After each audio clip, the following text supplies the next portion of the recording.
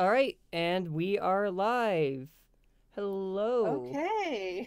All right, now to see how long the delay is. All right, hello everyone. Um, got 6 people in the waiting room, it looks like. Cool. Hi, Oh, and everyone. now I can hear myself, so now to mute that. Okay, yes. Okay. Perfect. Okay. So, All right, so you can go. yeah, I guess we'll start with introductions. Hi, guys. I'm Cody Taylor. I voiced Utau Cody there.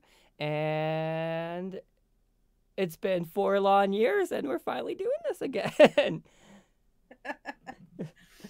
Oh gosh, yeah. Hi, I'm Myst or Myst Sapphire. I run Studio Voxus and I voiced Kikune Aiko.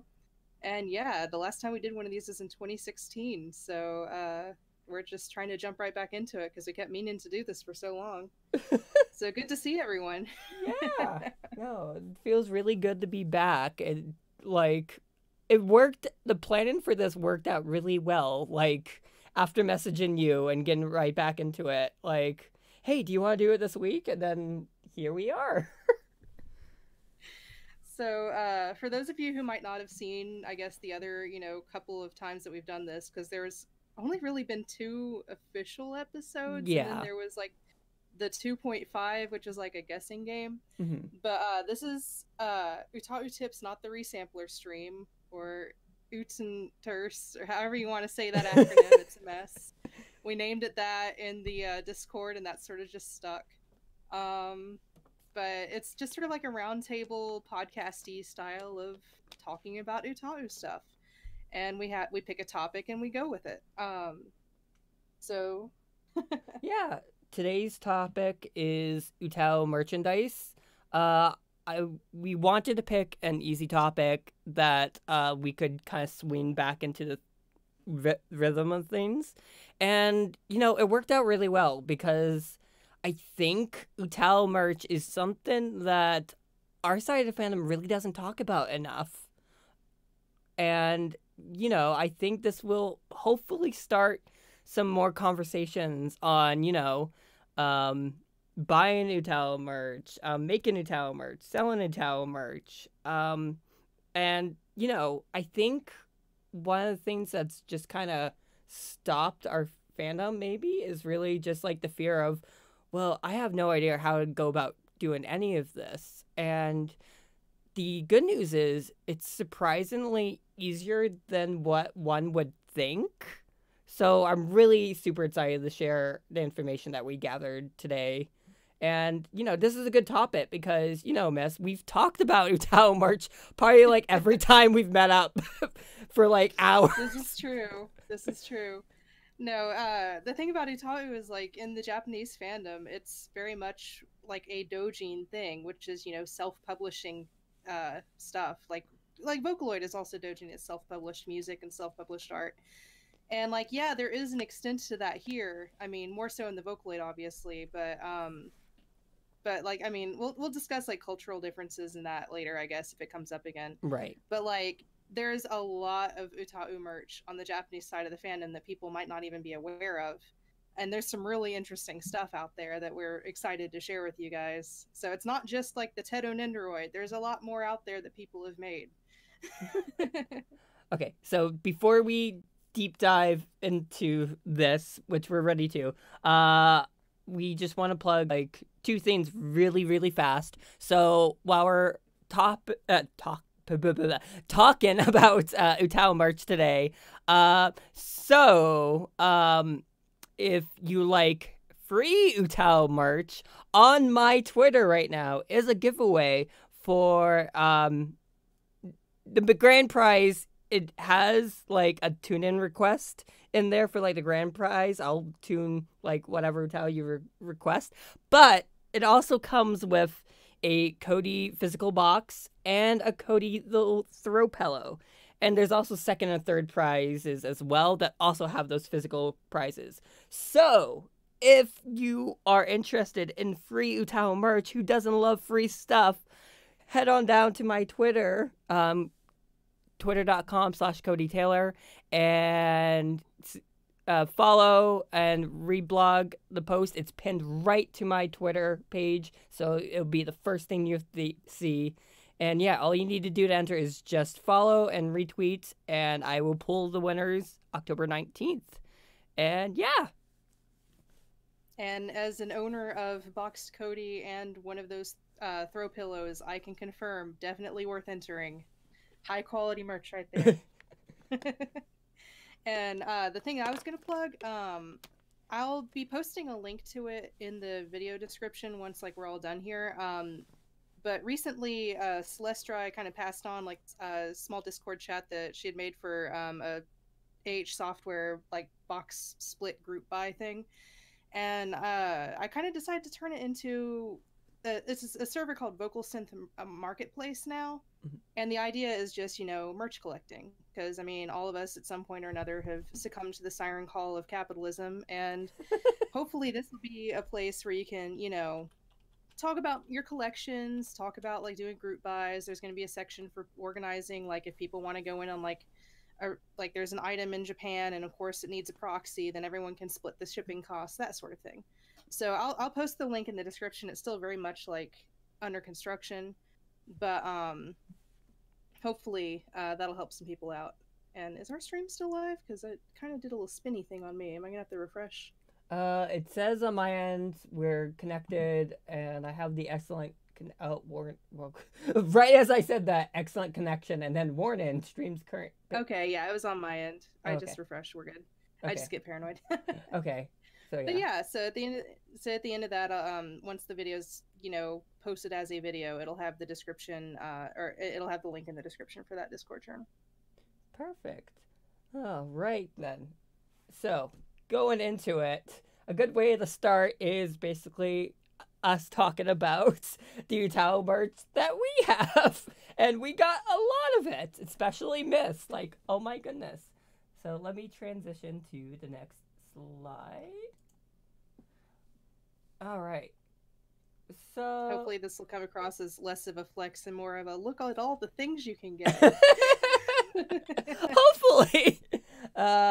So one of the big things today that I was talking about a lot yesterday. Now know this after talking to Six the other day, but the Utau trading cards.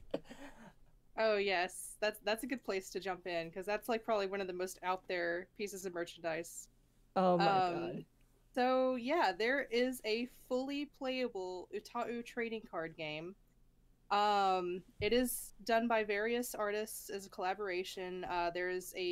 We'll be posting the stores to find all of these types of things in the description. Don't worry about that. But there's a marketplace, an online marketplace called Booth, which is run by Pixiv, and that's where a lot of Japanese merch creators for Vocaloid Utau doujin culture in general will sort of like hawk their wares. And this card game was sold at a lot of Utau in-person events, which is again something we're going to be touching on later. But it is fully playable. I don't know how to play because it's all in Japanese, but they have multiple card packs available. I only have the one because I had my favorite Utau in it. It had Ray in it. But there's at least 6 packs, I think. At least 6 different like booster packs type of things. Yeah. And I'm not sure if they are planning to continue it. I think they are. God, I hope so. But I haven't seen updates in a while. But yeah, so that's the thing. Like, Utau has its own trading card game. Yeah, no, it's beautiful. I'm buying like all of them today after the podcast. Like, I have the websites already opened and ready to go. I'm so excited about it. Like, when you first told me, like, I thought about the idea before because I was like, wow, Utau, there's so many characters. It'd be great if there was like a trading card game. And you like offhanded mentioned it when we were going over Utau merch the other day. And I'm just like, excuse me? What? Show? Neka says, OMG, Yu-Gi-Oh! Utau. Yep, pretty much. Oh my god. Each card has like a vocal skill and stuff. It's pretty great. Yeah, no, this is great. And, for the overseas fandom, Tomi's in it too. Like, if you squint real hard at the picture, like, look to, like... middle row, far left. There yes. she is. So yeah, you know, we got some Western Utah representation right there. So that's good. And you know, yeah, I was really surprised by this, but the cards look beautiful. Um, Besides like these train card games, a lot of times, most merchandise you'll see with like most fandoms, it's like keychains and stuff like that. And to anyone that's been to like a few anime conventions, I know if you're like me, I have a bazillion keychains, and I don't know what to do with them all. Um, but Myst has also gotten into Ita bags, and I Oh really want to yes. get into it as well. I have a few pictures. Myst, which one do you want? Do you want the Ico bag or like the vocal Well, I synth? mean, it's actually it's the same bag. It's a back and front, Oh, so you can really? pick whichever side. Yeah, it's a double-sided bag. Oh my. I'll also put the link to where to find good Ita bag bases. Like I'm gonna completely like deck out the description of this video later. But yeah, you can pick whichever side you want to start with. Okay, I'll start with like the vocal synth side, and then we'll swap to like the Ico side. But All right. no, it's such a good way to have charms because most times when I actually put them on my phone, like they'll either like break or I'll lose them and I'll be sad and it's awful. Right. Oh gosh. No, like that's why I'm so glad that Ita bags are a thing now because there's there's like weird discourse between like what constitutes an Ita bag, what constitutes a pin bag, how Ita bags should be organized. Honestly, like I don't care about semantics. If it has a plastic clear screen that holds the stuff in, it's an Ita bag. So but this bag, this is my Utau bag. This is well, it doesn't really have a front side. It's a double-sided base. So it's a bit of a mess, but that's the point of Ita bags. You just shove everything in there and you organize it how you want. And I need to sort of redo mine because I'm still getting used to how things overlap in it. Mhm. But there's also accessories you can get for Ita bags, like the things on either side there. They are like button holders that you can hang on the side of your Ita bag that like expand the space a little bit. And on the one on the right, I actually have like the Maknae series charms that Taro did in there, but I'm missing Maknae Koko Kuro and Maknae Petite, so that middle section's empty right now. Oh, But then on the other side, I have like I have one of Lady Ogien's Utau's, and I have it's hidden, but I have oh gosh, Bobby Navine. Is it Navine or Navine? I'm so like it Bobby with Bobbi. They're really good Utau. I really like them, but they're kind of hiding behind Defoko and Ruko right there. oh, But yeah, like beautiful. and this is like one of like the fancier larger bases. It's like a decent sized messenger bag, but they're like I literally on a whim bought a $12 Ita bag off of Amazon, and it's perfectly serviceable. So like you Hmm. can jump into the hobby for dirt cheap. Yeah.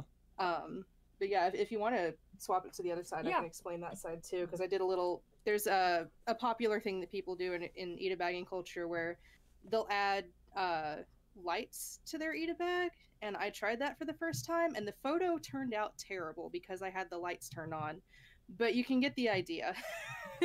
Yeah, So no. I have blue lights in the heart side of the bag, and this is my precious daughter side of the bag where I've put everything that either I've made of Ico or other people have made of Ico.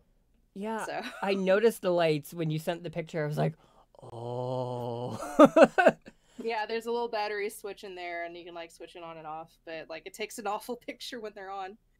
But yeah, like, and there's another button hanger, and actually, this base bag has like a specific little cloth loop for hanging charms onto. So that's what those are attached to Hmm. on the front there, Hmm. which is really nifty.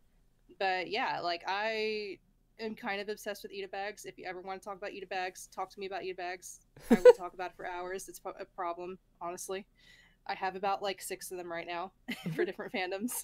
And what you were saying the other day is there's a whole uh, different style of Ita bags. Like there's all kinds of there's like backpacks, there's purses. Oh Um, yeah, they you cut. can find it in pretty much any size of bag you can imagine. Hmm. They all come in different shapes and sizes. I saw one that I really wanted that looked like a little Game Boy or something like that. Yeah. Oh gosh. There's one that I was looking at on Etsy that is shaped like a Game Boy Advance, and I really want that for like Pokemon enamel pins, and that's like where the Eat a Bag versus Pin Bag discourse comes in, because like I don't know, Eat a Bag's like an anime purist type of thing, but Hmm. like I'd rather just call the bags themselves Eat a Bags just because it's easier. Right, right. But yeah, anyway. But yeah, and Owl Junk asked if I'm going to be including the links to the bags. Yes, I will. I will try to include links to all of the bags that I'm familiar with that I have that like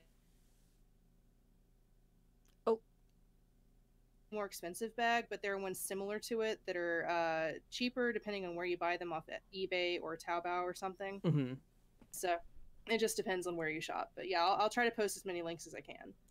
gotcha. Yeah. If you guys, after like we post the links and stuff like that, if we miss something, feel free to comment, and I can just add it to the description later. So yeah, no worries. We got you covered. So yeah, a lot of times, merch will be keychains and pins. Um, but you know, there's actually a surprising amount of Utau merch that you can make at home where you don't need to like special order like keychains and stuff like that. And one of the things that you can do that I highly recommend and I hope to see more users do is make physical Utau boxes. It's so than you think. Hold on. Let me Oh gosh, yeah, we have a whole bunch of these to show. oh whoops. Hold on. Let me oh whoops. Ah, there we go. So You got these it? are the ones that Myst has, just because she has the most. She basically has the same ones that I had, so I was like, okay, we're just gonna use this picture. I have one extra, and then I have one coming in the mail. Yes. Shout out to Hebia. But yeah, like so, Namida's was the first box to Takau that I ever got that I think that I was aware of at all, either Western or Japanese side of the fandom. And Aki made that for fun and was like selling it, and we're giving it to like friends at conventions, and so I was really happy to get that early on, especially since she's like somewhat retired now and everything. Um, and then Cody, like, he gave me his Utaru box when we were at Katsucon earlier this Mhm. year, before anime conventions went down the drain. Uh, back in February, we were not going to anime conventions while all this was going on. But and then the bottom one, that is Koharune Ami. She is a really cute Japanese utaru, and that is for her really weirdly named 17 salad voice bank, which, if I remember correctly, is like a 17 pitch. I can't remember if it's CV or VC. I think it's VCV. Um, Oh. it's from 2013. It was like my friend got it for me at Mina no Utau 2013 when he went in person. But it's just, and that one, like, something that we're probably going to talk about is like there's different levels. Like, I have pretty much three different styles of box here, because Namida's was a slimline case but professionally done at a CD printer. Mhm. Cody's is a chunky regular DVD style case but home printed with boxes that were bought off Amazon Mhm. or wherever you bought them. I guess it was Amazon. Yeah, it I was assume. Amazon. And then Ami's, I think, was also home printed, but in a slimline, like, you know, like the slim jewel-ish CD case. And I should have popped it open to show the disc, because she actually home printed a disc label too, and it's just one of those like paper labels you can buy from like Office Depot or wherever Office Depot is in Japan. I don't Mhm. know, but so it's also very cute and very, like, you know, has her character on it and everything. Hold on, let me So like get not only Hibia up. yes. Uh, Oh my goodness. And this is another example of like a professionally printed box. So like there's a scale, like you can home print or you can get them made. And when we go really into like in depth how to make otaku merch later, I'm gonna mention what I know about, you know, printing services. But this is Hebia's DVD, which is apparently just arrived in New York for me earlier today. I'm really excited to get it.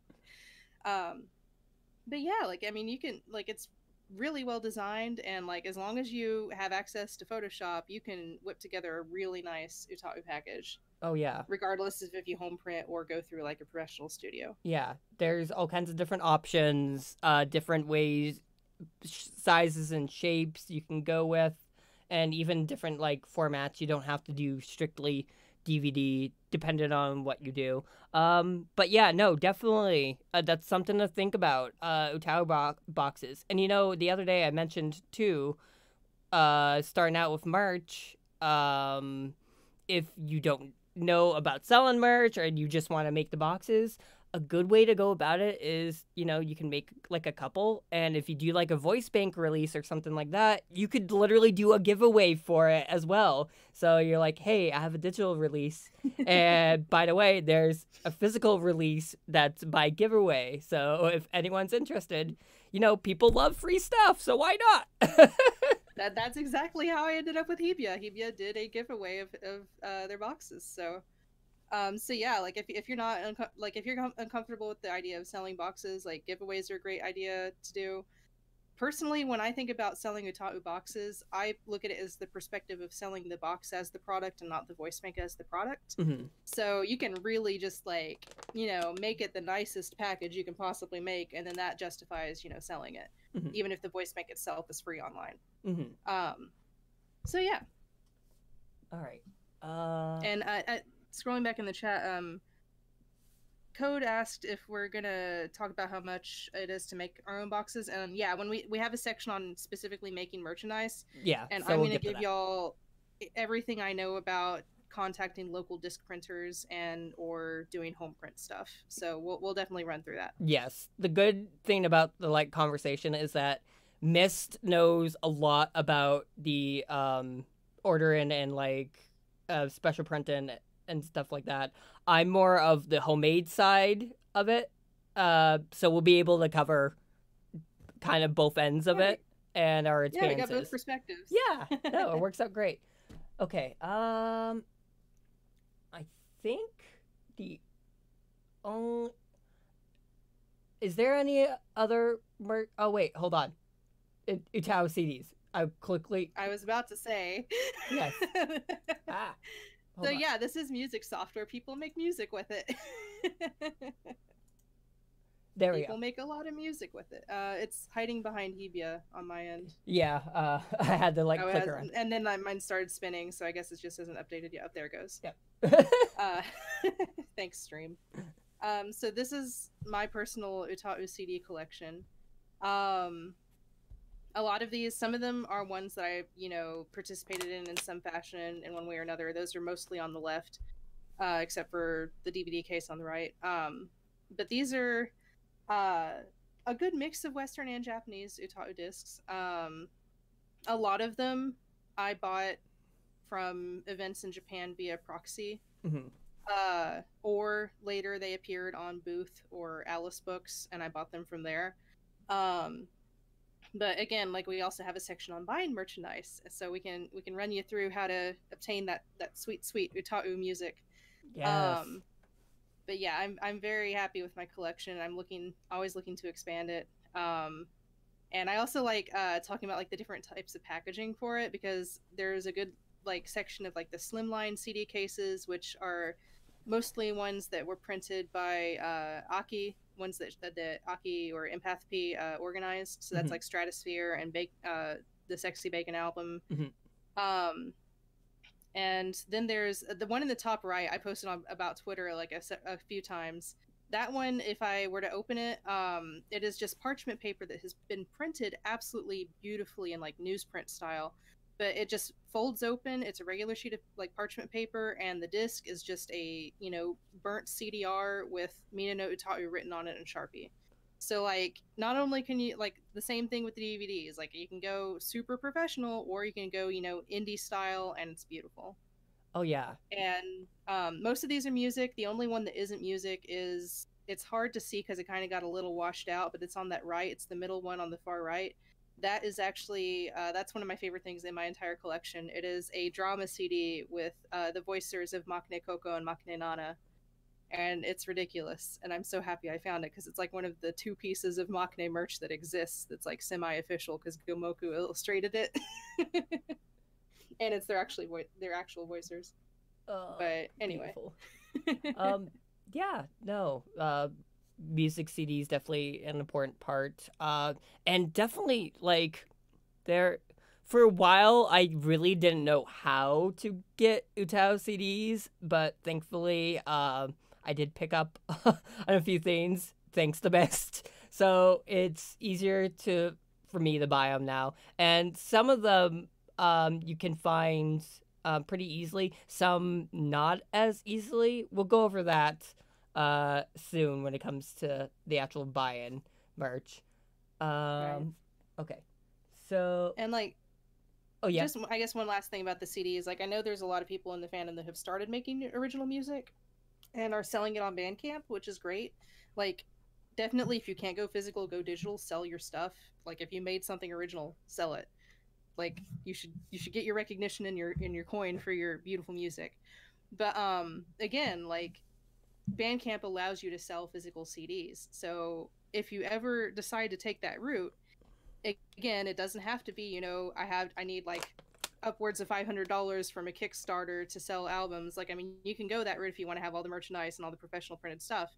But if you just want to do a short run of like your first album, like get some CDRs and home prints and packaging and throw that up on Bandcamp, because Bandcamp doesn't know the difference. Absolutely. That was like Aki's first like physical project was Fairy Tale Blue. Yeah. Didn't she like print all of that? Home printed. Yeah. She home printed all of that. That was before she started working at that CD duplication place. Oh yeah, no. So... And I love my copy of Fairy Tale Blue. Like it's so cute. She did really good with that. Yeah, I'm sad because I lost my magnets that went with it. Oh no, that's they sad. They got left behind in my dorm. I forgot them on the fridge. Oh, sad day. Well, they're somewheres in the world, hopefully blessing someone's life. I hope. Yeah, no. You can really achieve really good results with home printing. There's nothing wrong with like doing some home prints if you're unsure about like going in with like a big order, because that's the other thing with like bulk order. You have to order in bulk, and normally that costs you a decent bunch of change. Whereas we're gonna be talking about. Oh, sorry. Oh yeah. Nope. I'm gonna change the Cody thought count. I didn't mean. I killed it. That doesn't count. I killed it. That's okay. Don't worry about it. All I was gonna say is that like Cody is right, because like the real danger of ordering merch is the minimum order quantity, the MOQ. And Hebia mentioned that they're able to buy 20 CDs for a certain amount. Like every single website I know of that services the US starts at 50 CDs. So you really have to find out like who has the best units per amount that you have to order price. But that's again for a future section. So I guess we should keep on going. So I think I want to like just show one last bit of merch off, and then we'll go off to the next topic. And what I have is let me see if I can find it. It should be there it is. It's the wrong way, but it's okay. So this whoops. I'm trying to no. We're learning OBS, guys. I'm going to be the same way next time I host one. So this is merch by Six, who is in the chat right now. He makes really beautiful keychains, prints. I saw like a little Poyo like squishy ball in his store too. I haven't gotten it myself, but like all his merch is really good. This is an example of ordering keychains and like his prints too. They're also ordered from a local print shop as well. But yeah, no, that's the thing too. Like most of our community, it's all doujin, right? So a lot of times you're gonna have to like keep an eye on like certain artists or like Utau producers, and they'll have if they feel comfortable selling the merch, they'll have like stories set up and stuff like that. But no, Six does wonderful Poyo merch, and I live for it. Oh gosh, I wish you hadn't told me that there's a Poyo Omanju, because I just saw it and now I need it. Buy it. Oh my god, I love Omanju so much. Yeah, no, I kind of want to get it myself. But yeah, no, I'm really glad to see some Poyo merch, which is great. Definitely a new Utau that normally, uh, especially on the western side of the fandom, we don't see enough merchandise of. I don't know how much Poyo merch there is on the Japanese side of the fandom, but still though, it's Poyo. He's great. So talking about that, I want to transition into where can we buy merch? So Oh boy. I'll open up the next slide. Aha! And there we go. And that brings us to buying merch. And like I just said, 6lightyears.com/store. Very, very good Poyo merch. You can, I'm pretty sure the items that I just showed, I think maybe are still in his store. You would have to check. I got them from him a while ago, so I'm not sure if he has any more in stock. But he has a bunch of other great Poyo merch in there right now. Yeah, no, like I said, there's a lot of really good merchandise from different artists, Utau producers, and a lot of times you want to take a look at the main social media, like Twitter, for instance. You can normally find what their latest projects are, if they have an online store. I definitely recommend trying to look up their media on like Twitter. I don't really see as much advertisement on like YouTube for like merch, but like sites like Twitter, sometimes Facebook as well. I think mostly Twitter because I don't know where else the vocal synth community really uses besides Twitter these days. I mean, honestly, I think Twitter's probably the best bet. That's the only place I can think of that people would actually advertise merch. Like, there's maybe like a bare handful that still are on DeviantArt, but that's really all I can think of. Yeah, Twitter is like the main. Oh yeah, Instagram. Oh my God. Oh, Six just Instagram. mentioned Instagram. You're right. I'm sorry. I barely use Instagram. I need to more. Me too. But I literally use it to just follow the Eat a Bag tag. So you'd think I would be on it for merch, but That's okay. So like Instagram is good too. Yeah. Also, something that didn't make the list, which I completely forgot about, is a lot of people have been making stuff on Redbubble and like, you know, print your own merch type of stores like that. Mm-hmm. So that's also an opportunity for people who want to sell merch but don't want to go into the production costs. Like, you're gonna be netting less of a profit, if profit's even your thing, coming out of this, because Redbubble, you know, you have to set your commission fee on top of the cost of the item. But if you just want to, like, you know, make some stuff of your characters and just have them out there, then Redbubble's a really great choice because they have t-shirts, they have journals, stickers, buttons. Well, they have clocks. I mean, come on, you can get a clock with your Utau's face on it if you want to. Why not? And they've been doing masks as of late. Like, I actually I've been designing some masks on my own Redbubble, and they come out pretty decent. So, oh, nice. But yeah, like, is it okay if I go into a little bit like more detail about like the proxy stuff and like where I buy stuff? Yeah, like yeah. Go right ahead. Okay. So, where I found most Utau merch when I've been shopping online is primarily booth.pm, which is, again, Booth is a online store service in Japan that is managed by Pixiv, the art gallery website. So if you have a Pixiv account, you automatically have a Booth account. You have to, take a couple of steps to set up a store. It used to be that overseas people could not sell merchandise on there, but actually you can connect to PayPal now and you can sell merchandise. It's just the shipping gets a little crazy.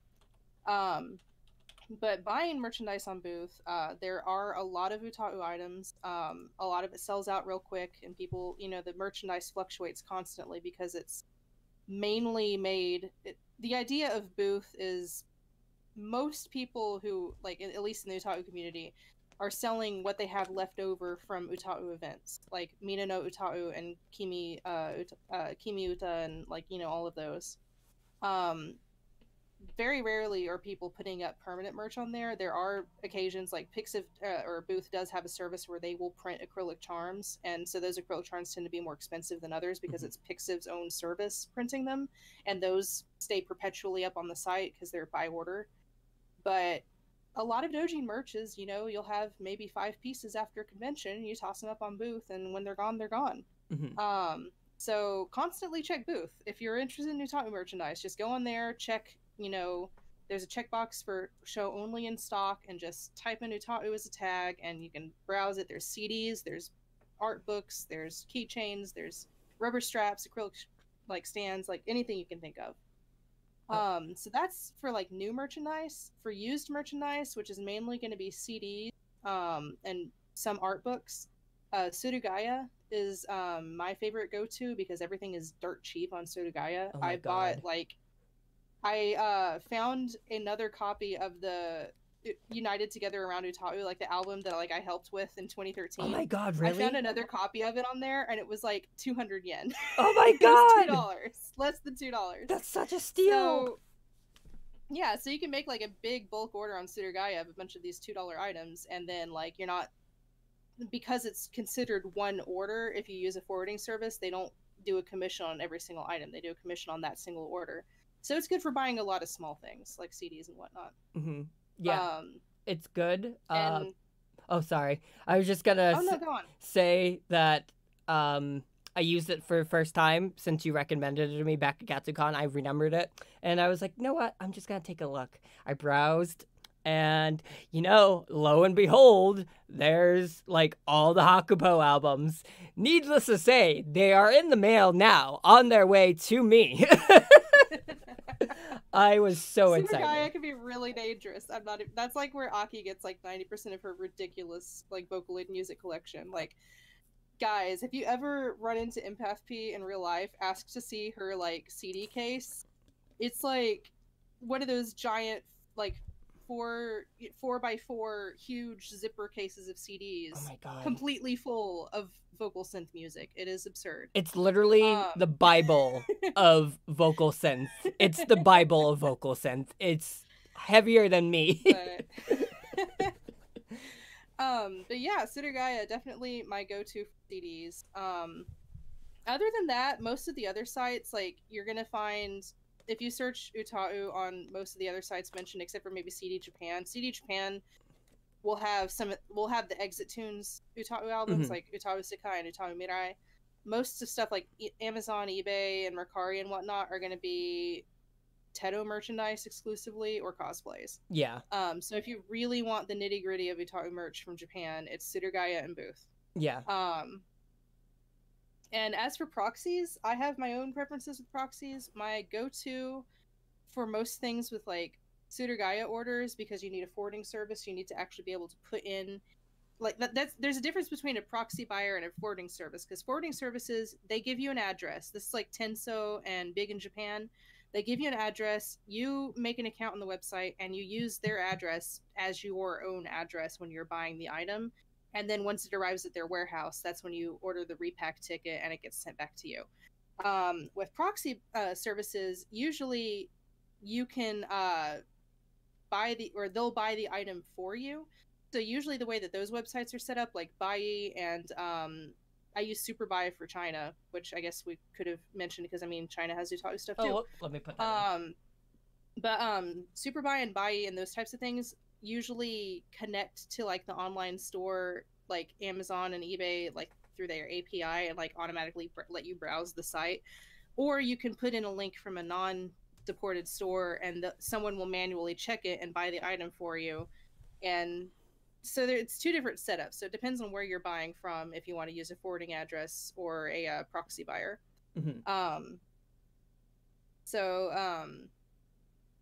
Wow, I think I might have to add a death count for me. But I use multiple proxies depending on the situation, which is kind of silly, I think. But like, if I want to buy something that's big on Amazon and it's going to be just the one big expensive item, then I'll use Zen Market, because Zen Market only has a 300 yen processing fee and they will automatically buy from Amazon for you. Mm-hmm. But if I'm buying a bunch of really small items from like Gaia, then I'm going to use something like Big in Japan, where they only have the, they count it as one order, it's a forwarding service, and they just charge you for repack. Right. So it takes some experimentation to find your favorite proxy. Right. Because there's a lot of choices. Lately, the only one I have experience with is Bai, and I haven't had really any issues with it. I've heard other people have, but so far they've worked pretty well for me. Isn't like Bai and like Tenso owned by like the same company or something like that, I think? Yeah, they're the same company. Tenso's the forwarding, Bai is the proxy. Okay. And Bai also has an official partnership with Booth. Like, if you go to Booth on, like, a computer that's not in Japan, it'll have Bai links all over, like, make an account and buy things here. Mm-hmm. So Bai is really pushing the idea of using their system to buy stuff, like, from doujin sites. Right. And one thing we should mention right now is, if you do want to start buying things, considering the global, like, situation. Oh, yeah. Mm-hmm. Shipping has been extremely limited from Asian countries. Yeah. It used to be you'd have all sorts of choices of different levels of airmail, and tracked and untracked. There's SAL, there's EMS, there's e-packet. Now it's DHL or bust. Wherever you buy, it's the only way it's going to get to your country, probably. At least in the U.S. I'm sure other countries are blocked off too, but I bet we're the worst right now because, it's the freaking U.S. Yeah. But DHL is going to be probably the one form of shipping that you'll be able to get until things calm down. And DHL can be a little pricier than EMS, but it is stupid fast. Yeah. I have literally ordered I ordered the Gumi album, the Space Dive album from CD Japan, and it got here within 3 days from Japan.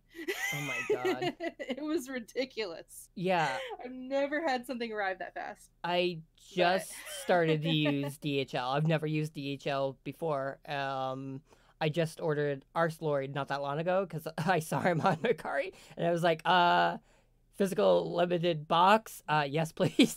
So, I think I ordered it like a couple days ago, and I need to check it again today, but it's already in the US. Like, it's not too far from me.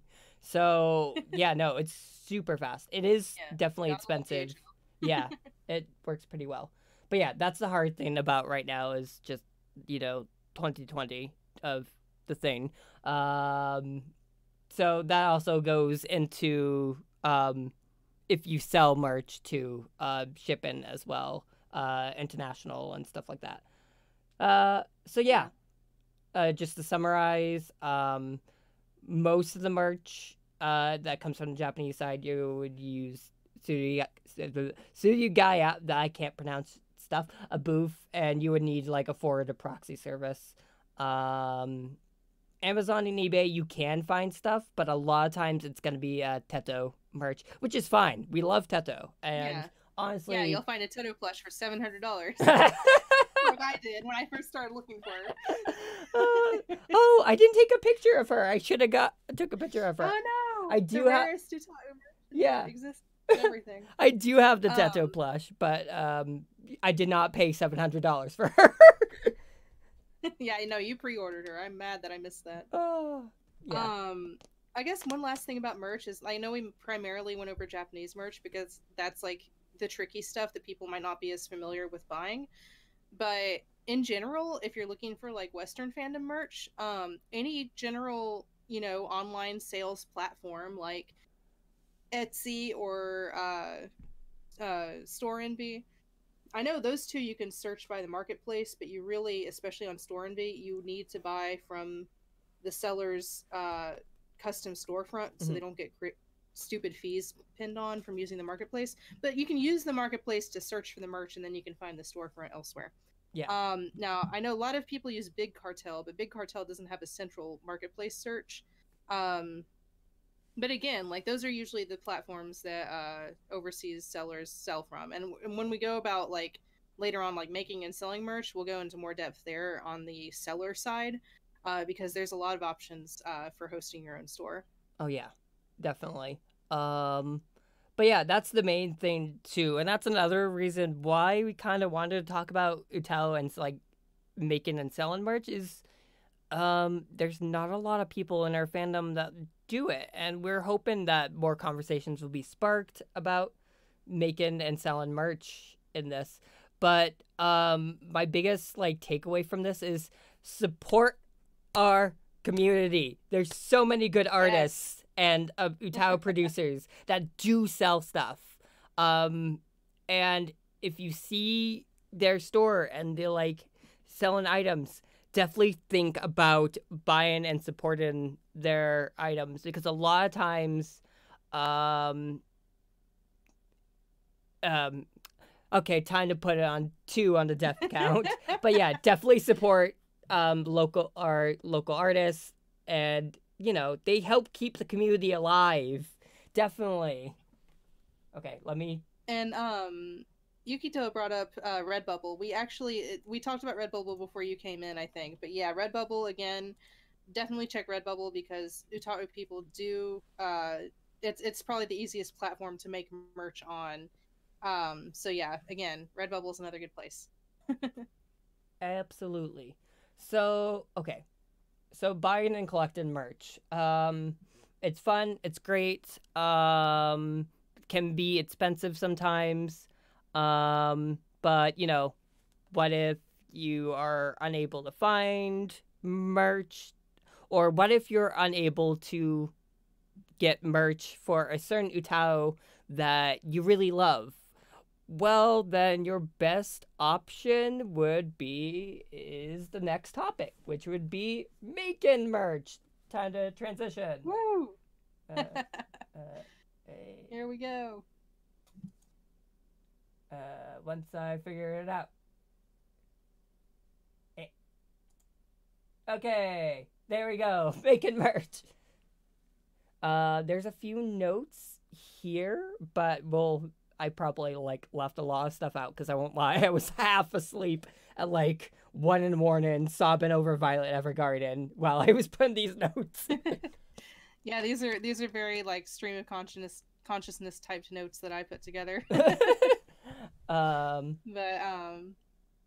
So I guess do we want to go over like handmade merch first, or like printing merch? Because handmade merch is your domain. Yeah, definitely. No, we can go into handmade merch. So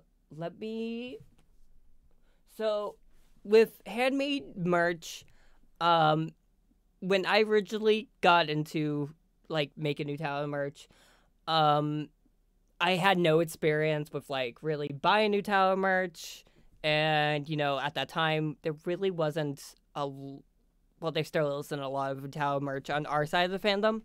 So I was thinking, I was like, man, I really want merch of this Utau. What are my options?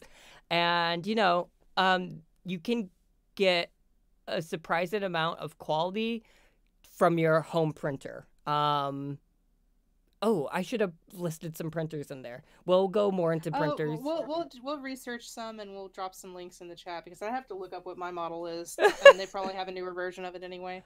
I will say my printer is like an HP, and it's from probably 2013. I don't remember. It's not the newest printer, but the colors I've gotten from it are actually pretty vibrant.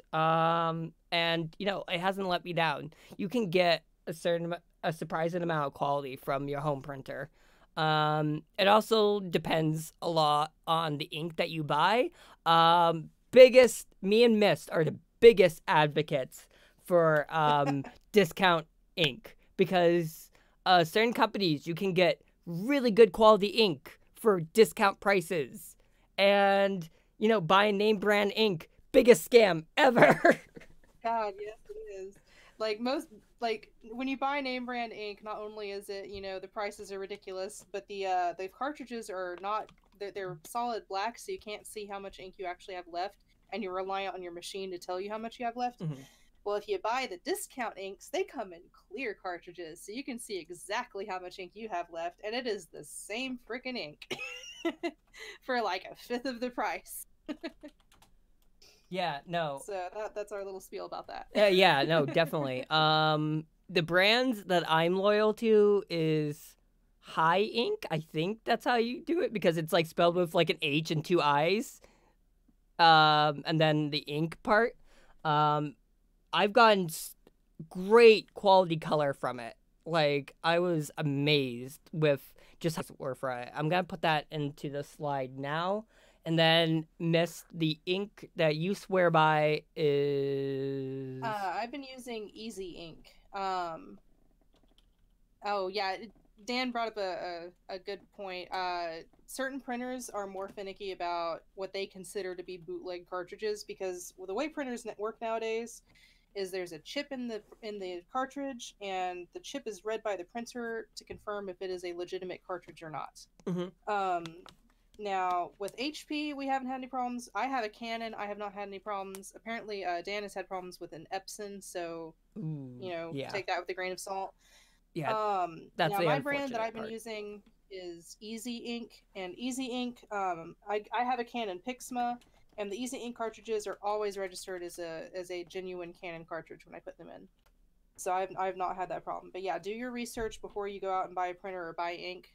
Make sure that it's one that, doesn't have, a very strict detection system like I guess Epson does. Right. Yeah, you want to... Oh, and it's Easy Ink. Sorry, I just saw that you wrote it. It's like easy, like the letters easy. Oh, whoops.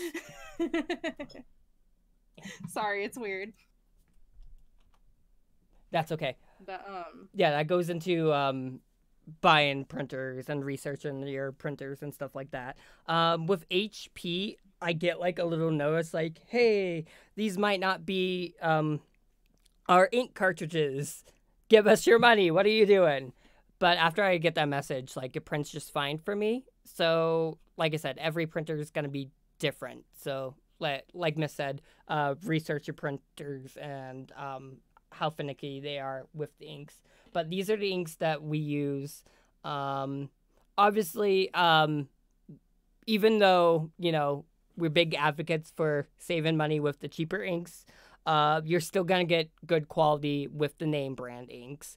And if for what I say, you definitely should be getting good quality ink if you're paying that much for ink of all things. But no, you will still get good quality ink from your name brands. Most of the money you're going to invest in printing, it's going to be with what we're going to tell you guys about the ink and like the papers and stuff. Most of the money is going to be invested upfront in just getting a nice printer, and it doesn't have to be like a super expensive fancy printer, but just doing your research and looking at reviews and seeing what printer prints very crisp and clean and whatnot. Yeah. So that's going to be where the bulk of the investment goes into, even if it's not going to be a ridiculous office quality $600 printer. Yeah, definitely not. And there's actually some really good quality printers that are like... Oh, yeah. I got mine for, I think, less than $120, and it is my baby. I love it. Oh, yeah. No, definitely. And that's the other thing, too. You don't have to, like, buy the printer right off the bat. You can see what you have for your home printer right now and see what you can do with it. I got lucky with my HP, and I haven't had any problems with it. And I actually do like the quality of the prints that I've gotten with it. So I've gotten pretty lucky with my home printer. But yeah, no, I started off with, I went with some simple prints. You can get photo-sized paper. You can get that at like Staples or Walmart or online. And you can get some really good quality paper, surprisingly, at like these stores. I like my favorite print paper is the glitter paper. I'm addicted to glitter paper. I was hoping you would bring this up. Oh, it's so good. You got me addicted to it. Oh my god, they're so pretty. I got them at Staples, and I need to take another trip to Staples because I have not been able to find the glitter paper anywhere else besides Staples. I don't even see it on their website. It makes me so mad. I've seen some of it on Amazon glitter. I think it's silver glitter, and I want the rainbow glitter. Yeah, the rainbow glitter is so pretty. But yeah, guys, if you ever are around Staples, they sell a sort of textured glitter, like rainbow sparkly glitter paper, and the glitter is like very well glued on. It does not shed, and it is inkjet compatible, and it is amazing. Yeah, no, it's so good. Yeah, no, surprisingly, you can find pretty good quality paper just by, like, taking a quick trip to the store.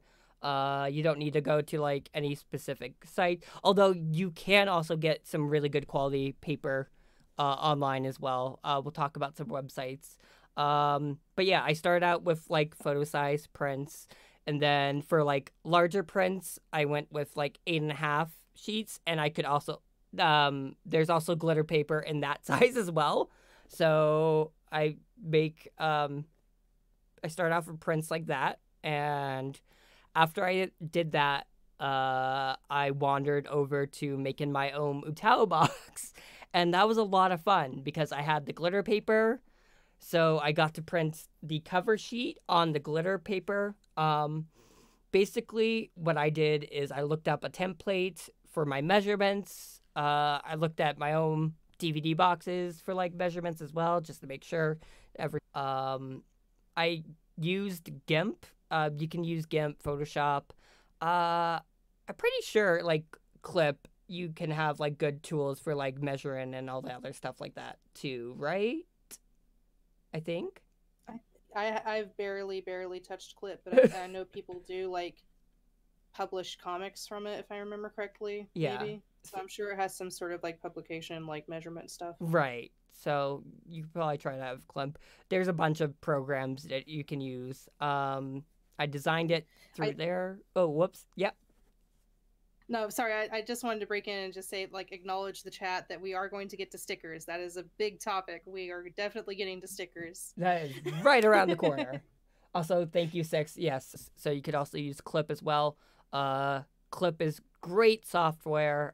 They have really good sales. So most times if you don't have it, I would wait around to see if they have a sale going on.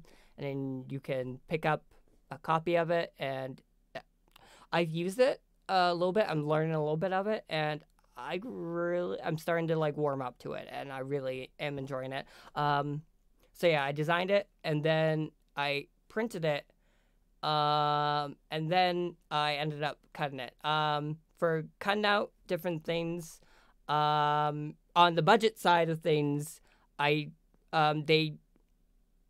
options are like X-Acto knives, rotary cutters. I love the rotary cutter. It makes making a straight line so much easier. Then I don't know what it's called, but I call it my little guillotine. It's like the big table thing that has the big blade, and you just push the blade down, and then you can cut things with it. If you all know what I'm talking about. It's great for making the measurements. I mostly actually use that for making my DVD covers, because it is really good for getting those measurements right and making those nice clean cuts. So for budget options, there are some options there for cutting things out. I do not. I have a good one. Oh yeah. Yeah. I find these at craft stores all the time. It's like the baby brother to the big guillotine paper cutter with like the swivel handle. They're the sliding type of cutter that has like a wire strung up with the blade attached, and you slide it up and down.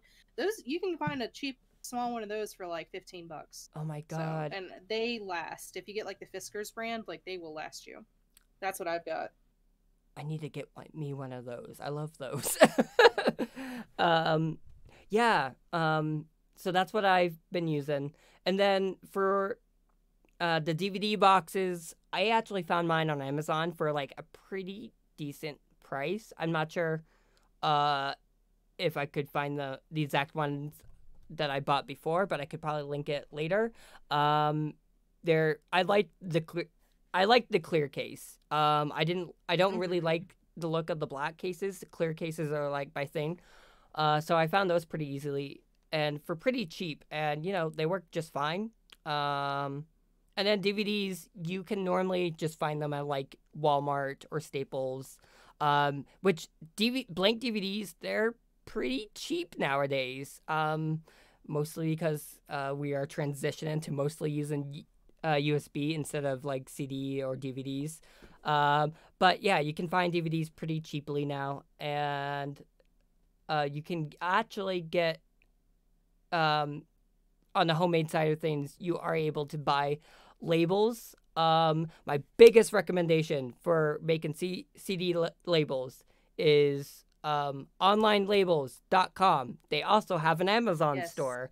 They make really good products.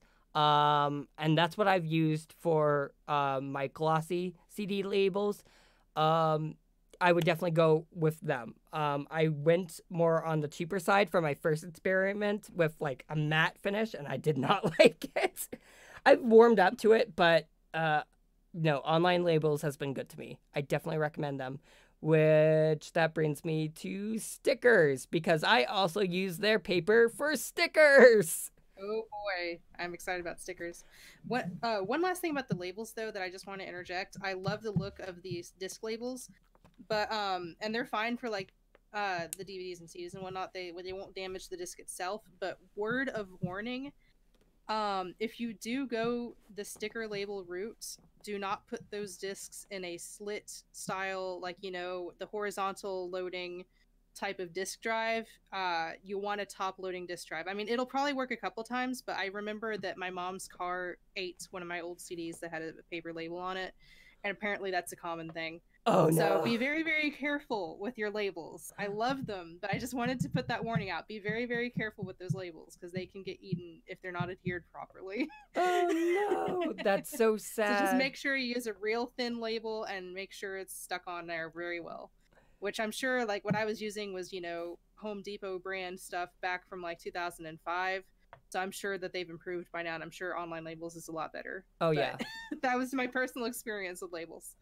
But yeah, do you want to start off with stickers or Yeah, stickers is fine. So yeah, with my experience with homemade stickers, like I said, I've listed what I have for tools. I really don't have that many tools at my disposal.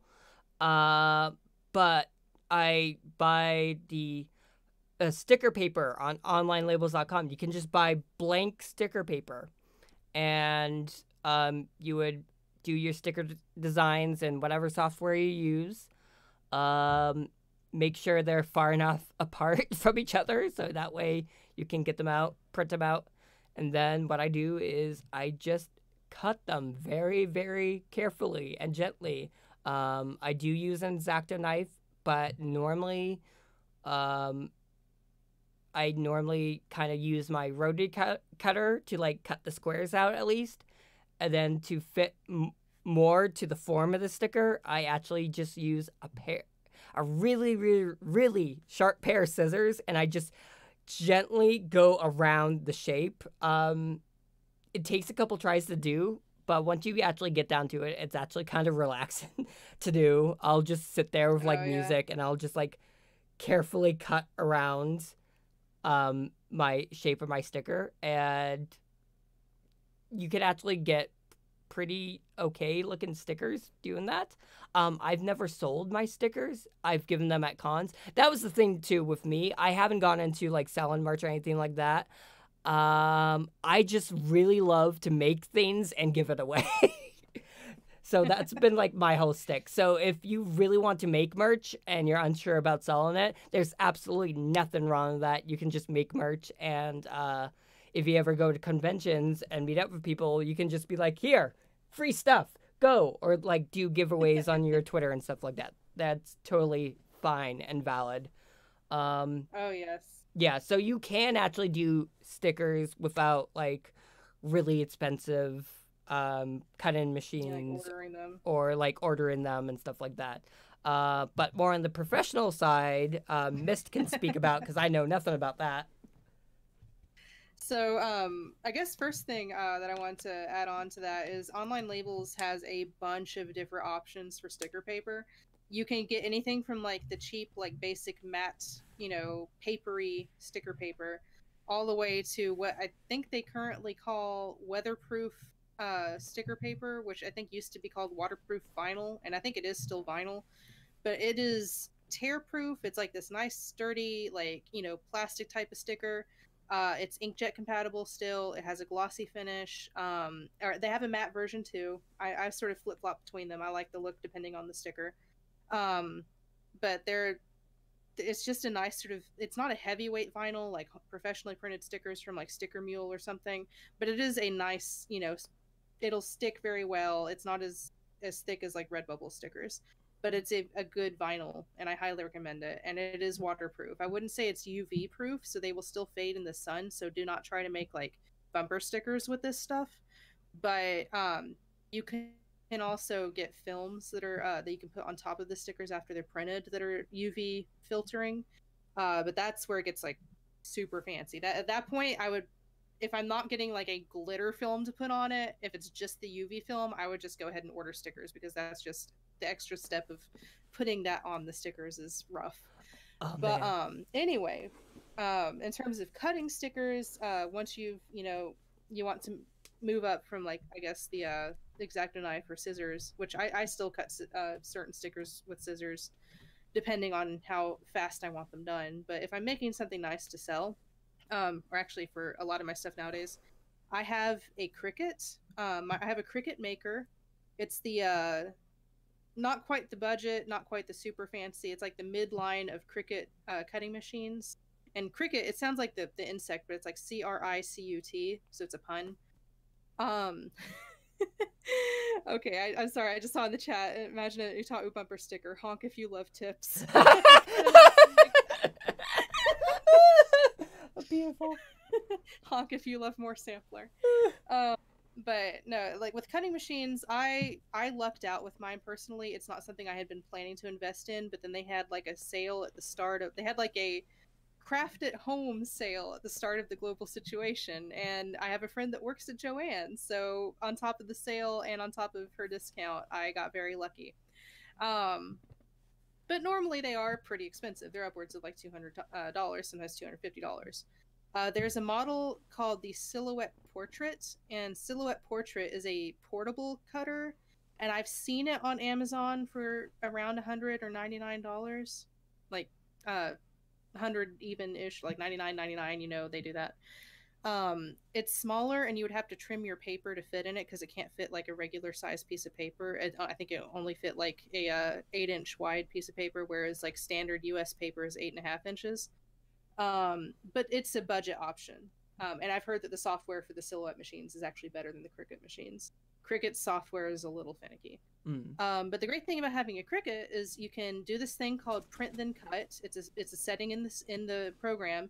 You have your sticker image as a transparent PNG. You load it up there. You copy and paste it and flip it around until you get like the right sort of layout at the most efficient number of stickers per the amount of space it gives you, because print then cut has a space limit of like 6 by 9 inches, I think.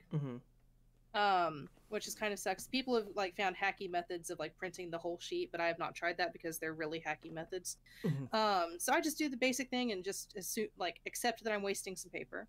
But print then cut, it'll send it to your printer, it'll print the sheet to your sticker paper, and then you just you put that on your little sticky cutting pad, and you feed that into the cutting machine, and then you hit the button to do the cut portion, and it does this little thing where when it prints like a big black border on it, and it'll scan the border to figure out where the images are relative to the border, and it'll just go to town and cut that thing out real fast. And they're really clean cuts too, and you can do a die cut, which is where the whole paper with the backing comes out, so it's like a single sticker. And you can also do kiss cut, where you can make sticker sheets where the backing is still intact, but these stickers are just cut out. So you can do a lot with a nice vinyl cutter or paper cutter. Oh, yeah, it's definitely something I'm interested in investing in eventually. Maybe once I save up some extra money and stuff like that. And to upgrade what I have for my home tools. That's definitely a great option. It sounds really nice. And if you ever another thing, sharing, if you do invest in these larger machines, I have a paper cutter, someone else in the fandom might have a button machine. Trading services is something that should really be started, and especially in such an indie fandom like Utau, where we're trading services all the time anyway. We're trading Odos for art, no different from that. So yeah, Cody, if you ever have a sticker design and you want me to just print and cut a bunch of them, like, as long as you, like, I guess pay for the vinyl paper, I'll do it for you. Oh, It's not like it's gonna wear down the knife that much. Like, I mean, you pay for materials, I'll do it and ship it out to you. thanks. Yeah, no. If you ever need anything that I can do for you, just let me know. Yeah, and this goes for the general fandom. Like, if anyone out there wants to start trying to make trying to make stickers today, like, I am more than happy to just, like, as long as you supply me the paper, I will. And I guess maybe, like, I mean, my ink's dirt cheap anyway. I literally buy a whole XL cartridge set for like $10 now, so that's negligible. Oh, nice. But yeah, if you guys want stickers cut out, then just hit me up. I'll do it. Nice. Yeah. Oh, quickly, just random backpedal back to, like, speaking of, like, stickers and stuff like that. I mentioned the DVD labels before. It was on the home side. I did not mention the professional side. So, like, what you mentioned beforehand, disc makers and, like, blank media printing. I almost forgot. So yeah, if you want to start printing your own CDs, now a lot of this, like, for one thing, if you want to go into it but you're really nervous about it, like, a lot of these sites will hold your hand through the process, like, especially disc makers. It literally, you can go to disc makers right now. It'll have, like, a little, like, make an item button, and you click that, and it has its own little, like, you know, automated setup where you just pick and choose what you want, and it'll show you exactly what the price is going to be. And then in the end, you would upload your images, and they have, like, a little template maker and everything. But yeah, like, at least with disc makers, the only ones I have experience with are disc makers and blank media printing. Blank media printing is the service that I ended up using for the Big Alliance album. And it was because they had a slightly lower minimum order quantity cutoff than disc makers, if I remember correctly. And I think they also had a faster turnaround than disc makers did, and we were kind of, like, you know, tight on schedule. But they also had a vinyl texture disc. Oh, I love it so much. I love the aesthetic of that. It looks like the CD looks and feels like a vinyl record. So that's another reason why we went with blank media. But both services have a sort of, you know, pick and choose what you want and see the final quoted price type of thing. And everything's pretty automatic. With disc makers, which I just checked recently, I just was throwing out the idea of an ICO box, so I plugged in everything I liked, which was clear cases with a printed tray card and a 2-page insert and a I think I picked the matte UV printed disc. Oh, they have, like, boxes and everything too? Yeah, you can get it, and I also got it, like, I selected shrink wrapping for the packaging. Oh. And they even have mastering services. Like, it's like $50 to get your stuff mastered if you want. Oh my god. But anyway, like, everything that I selected, the minimum order that you could do was 50 units. So I said it's 50 units, and with shipping, if I remember correctly, it came out to a little over $140. So that's 50 boxes with all my specifications, with a 2-page insert in each box, shrink wraps, with shipping, $140. Oh wow. You know, and the shipping itself was almost $30. That's almost, like, that's a little over $2 a disc. Yeah. So there you go. Like, I mean, if you want to do that, then that's, you know, I mean, it's not prohibitively expensive for some people, but, like, I mean, if you wanted to do CD printing, which is, I mean, how we did the Big Alliance album is we did pre-orders on Bandcamp, and then we ordered a whatever the price break was that was closest, rounded up from the amount of orders that we received. So we received around 85 orders, so we had to order 100 CDs. So I still have, you know, 15 extra CDs laying around, give or take however many I've given away by now. But you can do that if you want to do a CD and you aren't sure about being able to sell 50 CDs, then you can home print. But if you think that you can do the pre-orders and have at least 50 CDs, then disc makers is an option. Yeah, no. That was, like, one of the things before. We were leaning more towards, like, physical, like, Utau boxes. But, like, you know, the music is obviously an important part of it. Like, Utau compilation albums and, like, making your own physical albums and stuff like that. That's a really good option for if you want to make some really nice physical CDs for like a limited like CD release or something like that. So that's really cool. That's something to keep in mind as well if you ever want to release your music and then maybe someday do like a physical release. I know Utau album and it's physical. I'm buying it. So Oh yeah, if you give me the choice between physical or digital, I will go physical. oh if I yeah, can. most definitely. I that was the thing too because Circus did the Spectrum album, and it's such a great album. And I don't, sometimes you just don't want to gamble on doing a physical release and stuff like that. But dang Right. it, I wish that was a physical album because I that's know. such a great Utau album. I really, really hope that he does at some point. I'm still mad at. I'm still kicking myself over missing the Kickstarter that Aki Lupin and Circus did. I Oh. kept meaning to donate to it, and things kept coming up that month, and I ended up not getting it. And I'm seeing everyone get their packages with all their like stickers and stuff, and I'm like, no. Sad day. Yeah, I guess that really beckons back to keep an eye on social media and see what Oh your yes, favorite if producers are up to, because you don't know what you might miss out on. So yeah, Tao DVDs, making CDs, ink. Going back to like home projects as well. I wanted to just quickly glance over the other thing that I make from home, which is the Utau Pillows. Hold on, I think I actually have a picture of. Oh wait, yeah, no, there was a picture of the Kento one that I gave you Oh with yeah. the cute Ico plush that someone made you, and then the acrylic Oh stand. gosh, yeah. Let me find it. Yeah, there it is. Oh, whoops. I think this is really cool. This is something that I want to start doing. I like the idea of it. Oh yeah, no, it's so neat. And um so what it is this type of fabric you can buy on Amazon. I will post the link in the description because right now the name is invading me. But what it is that it's a roll. It has the paper backside and the fabric top side, and you cut out your size sheet that you want. Normally, I do standard 8.5 by 11, which is your standard piece of paper. I print, and you can just plop that into your printer like any other form of media, and it will print just like on paper. And the print comes out beautifully. Like, it's so good. And the thing about this fabric is that it's treated that way it can be printed on.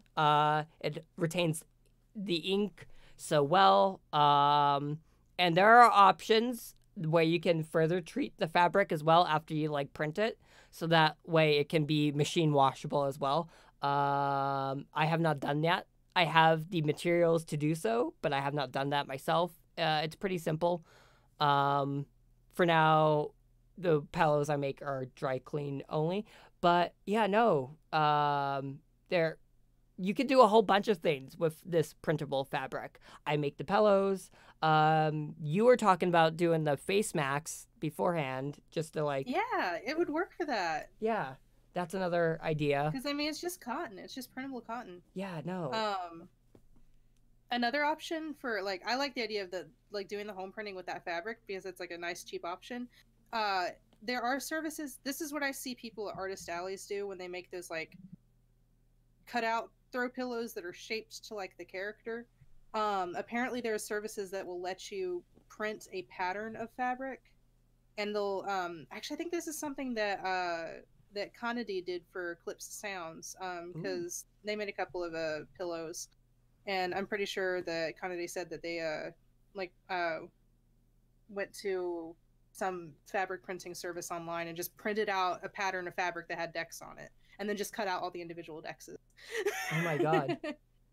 So, but no, like, I will admit, like, comparing it to the Kento pillow, I think that the home print has clearer, sharper lines, and I think it's also a overall sturdier material because if I remember correctly, the Dex fabric is sort of like silky. Gotcha. So it's a different texture. But no, I love the home print fabric, and I need to get some of that and play around with it because it would be such a good like budget pillow plush idea that I could do for Ico. Yeah, no, it's a fun little like hobby idea, especially if you know how to sew. I am very, very lucky and have a significant other that sews and has a sewing machine. So basically, I do the printing side, and then if they are off or home and doing nothing, and I'll just be like, "Hey, hey, do you want to sew for me, please?" And which he's fine with. He likes to sew. It's great. He just doesn't want to stuff the pillows, which is totally valid. I stuff the pillows myself. The only thing I don't do is sew them, thankfully. I'm trying to learn the sewing machine, but I just don't have the patience for it. But oh gosh, I feel that. From his standpoint, using a sewing machine or like hand sewing is fairly simple and easy to pick up. I can't speak for it because I can't do it at all, but I know a few other people that know how to sew that swear that it's really not that difficult to do either. So it's another great home project to do, especially this printable fabric. The back sides of the pillows too, that's the fun part. So the Kento pillow that I gave you, that one is fleece. It's a nice bright, you can't really see in this one, but it's a nice bright yellow fleece, really soft. But you can do other fabric as well if you want. You just got to make sure that it will attach to the cotton well enough. So the Cody Pillows, they are a different type of fleece. They are a lot softer than the other pillows I've made so far. So forever gets those in the giveaway, you're gonna get a really soft Cody. Minky is another one that I was thinking about because Minky's generally, it's so soft. It's generally used for like baby blankets, but oh my gosh, it's the softest fabric ever, and I love it. Oh yeah. Yeah, you could do a whole. I was actually thinking about making like an Utau quilt, just like print out like different squares of fabric and just. Oh, that'd be fun. Yeah, that'd be another fun sewing project. So yeah, there is a surprising amount of home projects you can do, especially with the printable fabric. I will post the link down below in the description for what I buy off of Amazon. And the roll I get, it's really cheap. It's like, I forgot how long the roll is, but I get a lot of pillows off of it. And the price is like not bad. I think it's like, Oh, Yukito just gave me an idea. Oh. Oh, small pillow keychains. Oh, that's another good idea. My mind immediately horribly jumped to those like Dakimakura keychains. Did you think Big Al? Like the teeny tiny ones. Like I don't know who I would make, but like it would be perfect for making those stupid little Dakimakura keychains. No, that would be totally good. So yeah, I'll post that link in the description. So yeah, there's a lot of things you can do from home with a surprisingly little amount. As long as you have like a printer, you can kind of go from there. For fabric, I definitely recommend the roll I get. It is possible. It is possible to do just a standard cotton that you buy and you get the wax paper. That's the trick that I learned. Like I looked it up. You get like, no, not wax paper, freezer paper. You get freezer paper, you attach it to cotton, and you iron it together, and then you put it through the printer and it prints. But I don't recommend it because the print doesn't come out that great, and because the cotton that you buy is not treated to be printed on, it won't retain the ink as well, and it definitely is not resistant to like anything. So I made my first Kento Pillow like a while ago. It was like the very first attempt at printing. I still have him, and I normally when I go to sleep, I normally have like a plushie or something with me. I had the Kento Pillow. I made the realization that I drool in my sleep. And Oh guess what no. happened Oh to poor Kent? uh, no. Oh no. it made the ink not poor Kenta. He's not the same, but he's somewhere else resting far away from me. But yeah, I haven't had that issue with the fabric paper that I bought now. I definitely recommend buying that roll because it's treated to be printed on. It retains the ink. It just looks so much better. Definitely do that. The home made option is another thing, but you won't get the results that you want. And so yeah, I want to throw that out there. So yeah, we have a lot of options for like home and ordering options. Oh, one more thing for like ordering like keychains and stuff like that. Six gave me a full tutorial tutorial on making keychains and ordering them. It was one actually made by a sister, and it goes in a lot of depth. I'll post that link in the description as well, but I definitely want to highlight that. That's another option for like ordering keychains. I know I think a lot of people started out with like making like shrinky dinks on like the home option. Oh, the good old shrinky dink times. Oh gosh, shrinky dink. I never got into that, but I think you got into that before, right? Yes, and it's still fun. I mean, obviously now, like, since I have accessibility to like order the keychains, I don't do it as much anymore. But I still have made them to give out to people. Like, I made some like Splatoon squid Mikus that I gave out to friends at Miku Expo 2018, and those were Shrinky Dink. Now, the thing about shrink film is don't get the Shrinky Dink brand anymore because it has not been good since like 2014. They changed the formula and it just prints out grainy and yellow and like never like vertically shrinks as much as it should, so everything's like real stretched out. I don't know. It's garbage. I've been using Graphics brand, Grafix, and I can put that in the link again. We're just gonna fill this description with all sorts of stuff. Oh yeah. But Graphics brand, shrink film is pretty good. It shrinks pretty evenly. It doesn't yellow. And it's not going to be as clear as anything that you get with acrylic, obviously, and it's not going to be as sturdy. It shrinks to about like a little thicker than like a guitar pick. Yeah. And after you shrink it, you will want to seal it somehow. So what I've done is I've gotten like I think it was Sculpey brand glossy glaze, and I've sealed them with Sculpey glaze. And like, of course, when you first cut out when you print and cut out the charms on the shrink film, they have to be about 3 times the size as what they're going to eventually be. Mm-hmm. And you can use a hole punch to like a standard hole punch to make the hole that you're going to like thread the charm loops through. Mm-hmm. But yeah, so like Shrinky Dinks are still perfectly valid. Like I will admit they're not going to sell as well as acrylic charms, but mm-hmm. they're great for like just a fun little giveaway if you have something coming up and you want to like, you know, have some sort of paraphernalia to give your friends, like at a convention. Yeah, definitely. So yeah, still an advocate of Shrinky Dinks in the right circumstances. Yes. Now, as for the acrylic charms and stuff, I think Six mentioned that he uses Vograce. Because Vograce is the company that I'm familiar with. I know there's other manufacturers, but I know Vograce is offering all kinds of stuff now. Like when I first started using them, it was like basically just the charms and like some buttons and stuff. And now they have like the candy bag charms that look like they're like a little puffed up vinyl bag that with shaker charms in them.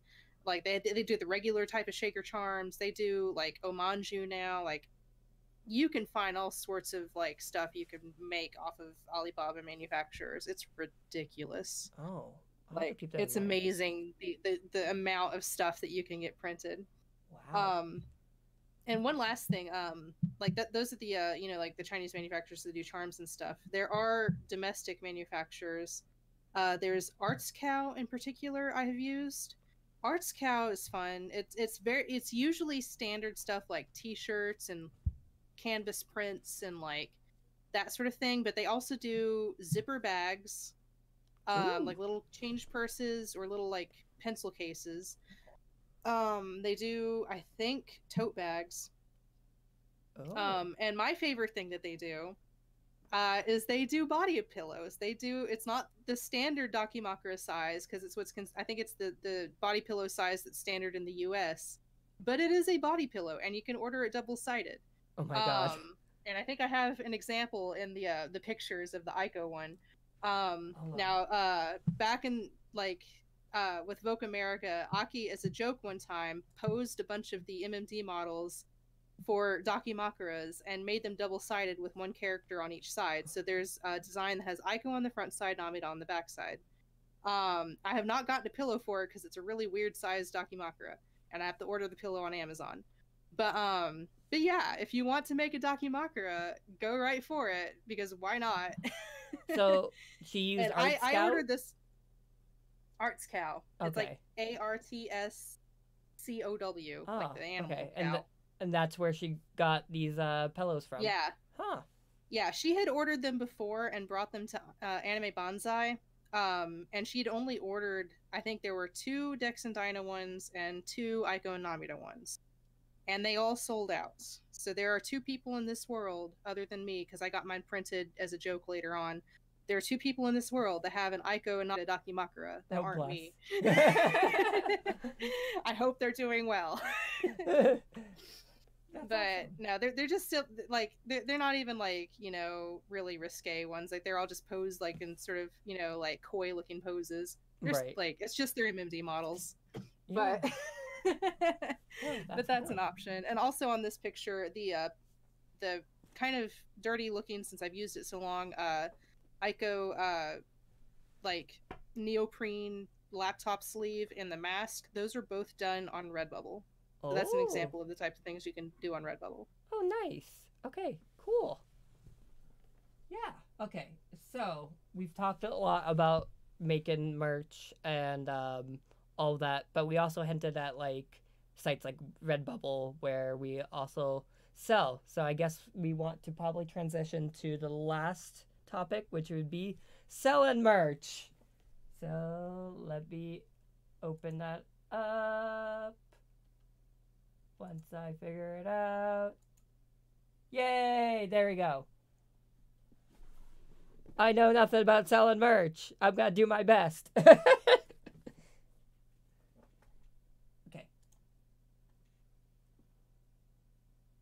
Myst, you still there? Oh, yes. Oh, okay. Gotcha. Is this my turn? Yeah. Because I don't know anything about selling merch. Gotcha. Now, I see Arts Cow on there. The thing about Arts Cow is it's for making merch and they have to ship it to you and then you sell it. It's not like Redbubble where they'll sell it right from the store. So you might want to take that off the list. Okay. Because that's purely for manufacturing, not for selling. I'll fix that. Okay, I didn't realize that. Oh, no, it's fine. Now, most of the storefronts that people use in the western side of the fandom are, of course, Etsy, Store Envy, Big Cartel. Those are sort of the big 3. There used to be some other ones, but they, you know, came and went. And so, like, really, pretty much everyone I know of uses one of those 3 services now. Oh, no, there's also Shopify. I know there's Shopify, but I don't know how the Shopify fees are. I feel like that's for, like, you know, that's commercial level stuff. I might be wrong. Someone correct me if I'm wrong. That's just the impression that I've gotten from Shopify. Right. Now, another option, like all of these sites, if you do want to sell on them, you have to sort of weigh the pros and cons of each one. Like Etsy, it's 10 cents to list an item, and I forget what cut they take, but they've had some weird issues with like shipping payments with the decimal getting moved over and weird stuff happening as of late. So you gotta, you know, play it safe with Etsy. And then Store Envy, like they have like the custom storefront, but then your stuff also gets in like the Store Envy marketplace, and if someone buys your thing through the marketplace, then it takes an extra fee than if they bought it through your storefront. And I'm sure Big Cartel has some crazy stuff going on too. I think you have to pay monthly to host a Big Cartel site. So each one of them has its pros and cons, and you need to weigh the pros and cons before you decide on a hosted store. Self-hosting a store is an option. I have done it. You just need to have a website host that can accept WordPress installations. And like on dreamhost.com or any of like most of the standard hosting sites now, like you can get a monthly hosted website for like $3 a month. With like unlimited domains and stuff. Oh, cool. And with WooCommerce, it's a plugin for WordPress, and it allows you to build your own store. Now it comes with the basic features, so they want you to try to get plugins for the fancier stuff, like printing shipping labels directly from WordPress, or pre-orders and that sort of thing. But you can work around, like you can just list an item as pre-order with the description saying, please be aware this item is a pre-order when purchasing, and with an estimated shipping date, to protect yourself. You can also, like, you don't have to worry about not being able to print the labels directly from the app in WooCommerce. You can just export the CSV and upload it into stamps.com or pirateship.com or something to get all your shipping labels like put together. So WooCommerce, the great thing is they do not take a cut of anything. Like, any fees that are going to come out of it are just the standard like PayPal or Stripe fees. Nothing on top of that. So it's a lot of freedom too, because you can like customize the storefront however you want. And it does take some technical know-how, because there will be glitches and stuff when you're installing the plugins, and sometimes things will break and you have to know how to, back up WordPress and deal with that. But if you're willing to take that chance, then WooCommerce is probably the most interesting way to go, because you can completely self-host your own store and not have to rely on another company to do it for you. Mm-hmm. Now, the downside is you won't get the search optimization that you get with Etsy, where someone types in Utau and finds their items immediately. Right. But that's, again, pros and cons. Yeah. And we already talked about Redbubble. That's the site where you can upload art and it makes the items for you, and you just set a commission fee on top of the item. So when I sell my masks on Redbubble, I didn't even touch the commission fee. I just left it at the default. So I get about $2 per mask that I sell. Oh, nice. So it's not bad, but it's not like, great. Yeah, it's just there. It's not something I can like live off of or anything, but that's not the point anyway. I just wanted to make some cute masks. Right. So yeah. And of course, shipping, I personally use pirateship.com to print out my shipping labels, because it gets discounted USPS prices, and I can print them in bulk if need be. Right. And I know Listriol uses stamps.com, because I know stamps.com translates stuff a little better, and since she is very much connected to the Japanese side of the fandom nowadays, then she needs that. Because I know that I've had to translate the addresses myself for Pirate Ship. So which is weird. So when I got thinking about this topic, I knew I wouldn't have that much input. So the night before, I like quickly interviewed Six for his experience, and thankfully I have some more material so I can actually stand ground on this topic a little. So what he uses is PayPal, he says, to print shipping labels. And let me see what he said. Yeah, he prints right from home, and I guess through PayPal it has all the information you need. You can just attach it to your box, bring it to the post office, and boom, call it done. So I guess I didn't realize that PayPal you could print shipping labels on for your products and stuff. Yeah, you can. The only reason that I personally don't do that is because I also use Stripe, and I don't want to have to jump between services. Yeah, no, that's fine. That's fair.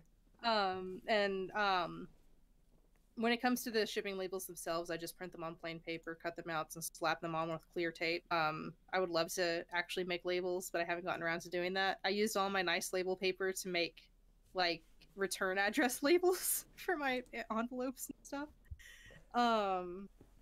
And we forgot about business cards. Shoot. Oh, hold on. Talk about business cards. I can bring up the business cards. That was like, I think that ended up with making merch. Hold on. Yeah. It just has the Utau DVDs. Eh, Oh yeah.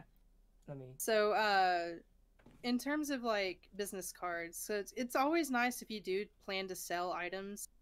Um, then definitely make business cards because like you'll want people to be able to connect with your platforms online and whatnot, and they'll have a name attached to what they bought. They're the two services that I'm familiar with for business cards are Vistaprint and Moo.com. I've only used Vistaprint. It has a lot of different options, and they have sales all the time where you can get like I don't know 250 cards for like $14 or something like that. I can't remember the exact details, but it's cheap. Mhm. And they'll print double sided. Usually, what I get what I've gotten before is just a standard business card with a glossy front and a matte back, sometimes a matte monochrome back, depending on what I'm doing. And I'll have one side be like Studio Voxes, and the other side be my own stuff, Miss Sapphire. Mhm. But there's a bunch of different options. You can get stuff like rounded edge cards. You can get spot gloss. You can get like the thicker premium cards that have that nice sort of like fabric texture to them. Moo.com is one that my friend Taro has used. I don't know if you guys know Taro from the Vocaloid sticker shenanigans on Redbubble, but Taro has made some really nice personal business cards. And what I like about hers are um, she's made ones that are trading cards of her own Utau, like the different appends, and they have like spot gloss on parts, and they're like the nice thick ones. They feel like an actual trading card. Oh wow. And they have like her information on the back, and she designed not Utau, but she designed a new version that I'm not going to go into details, but it's really cleverly designed because I don't know if she's posted it on Twitter or not or wants people to see it yet. But it's nice. But yeah, Moo.com has some. I think can also do foil print stuff Ooh. and like embossing and. Excuse me. Sorry, that was like a hiccup and a cough all in one. Oh. But so I would check out both of those places. But also you can also get. I think what I've gotten is Avery brand clean edge business card paper, Mhm. and the template they provide a template for this paper. The template does not work. You have to fiddle with it to get the print to align correctly. I usually waste one sheet just printing lines to make sure everything lines up correctly. But once you get it, you can save that as your template. But those they're not perforated, they're scored, so they snap out really clean. And I've used those for a bunch of like short-term projects where I didn't have time to order business cards. Oh. It's actually cheaper to order the business cards because you get more for the money. Right. But I like having that paper on hand in a pinch in case like, oh no, I'm out of cards. I got to print one real quick to bring with me. Right. That's a good option. Yeah. Oh yeah. Speaking of Avery, so Avery does make a lot of printable projects like CD labels and stuff like that. I don't recommend Avery for CD labels. Business cards, yes. CD labels, no. I've had really bad experience with their CD labels. That was like my first attempt, and it wasn't that great. So yeah, just a quick thing of Avery. Business cards is probably a good idea, but not so much CD labels. I don't know about the other products though. I'm sure they make a bunch of other good templates and stuff like that that you could probably use. Yeah. So yeah, there we covered all the different store options that we could do. Right now you're self-hosted still, right? Yes. Currently, what I'm planning to do is the nice thing about WooCommerce is it can self-host items, but it can also externally link to other like shop platforms and have it all on like one page and still look like it's like part of the original shop, if that makes sense. Right.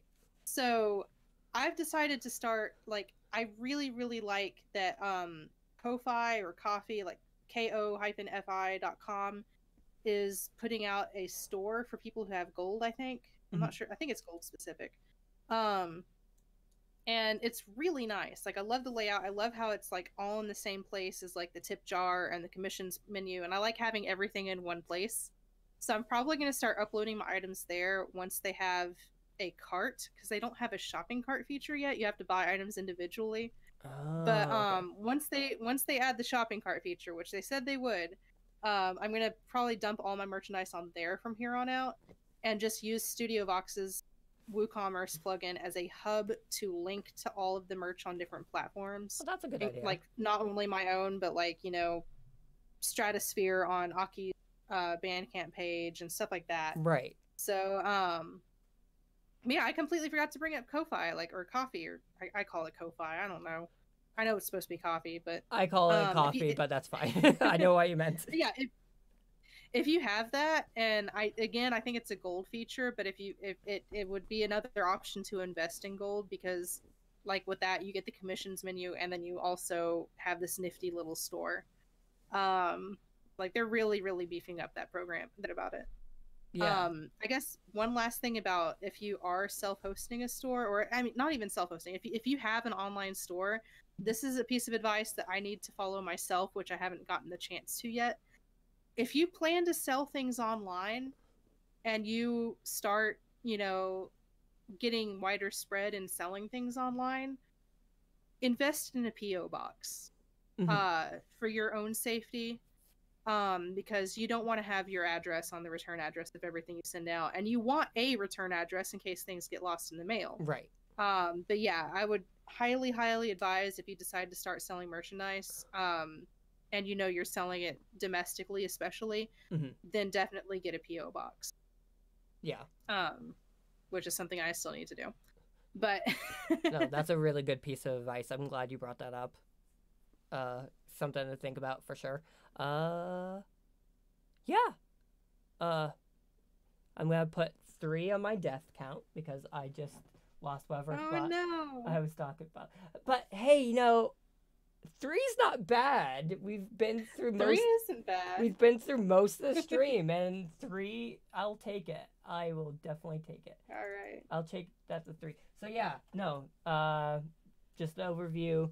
Lots of options for store online options: Etsy, Store NV, Big Cartel. Coffee or Ko-fi has good options. Hopefully they'll update more, because honestly, that I'm really interested in that, and if they update, I'll probably jump on that, because I already have an account all set up and everything. I just never use it. Oh yeah. um, As far as I'm concerned, once they get the store stuff ironed out, like, it might not have the user base that Patreon has, for Patreon being around for so long, but it'll be a much better platform than Patreon. yeah, no, I have a Patreon, but I don't use it for anything. No, I like the setup of Coffee better. I have both accounts. I don't use either, but making the Coffee account was just easier. I like the setup. Yeah, Coffee really good for that. And then Redbubble. Teespring was suggested to me. I don't know anything Oh about yeah. Teespring.